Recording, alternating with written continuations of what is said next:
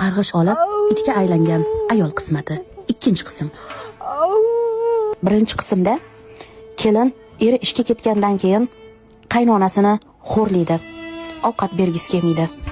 Suv bermaydi, tegini xo'rlab qo'yadi deb va juda qattiq ezadi. Yuraklari siqilib o'lsin deb va har doim qaynonasini itdan olib itga solardi va it deb chaqirardi. Juda bir ezvordingiz deb boru.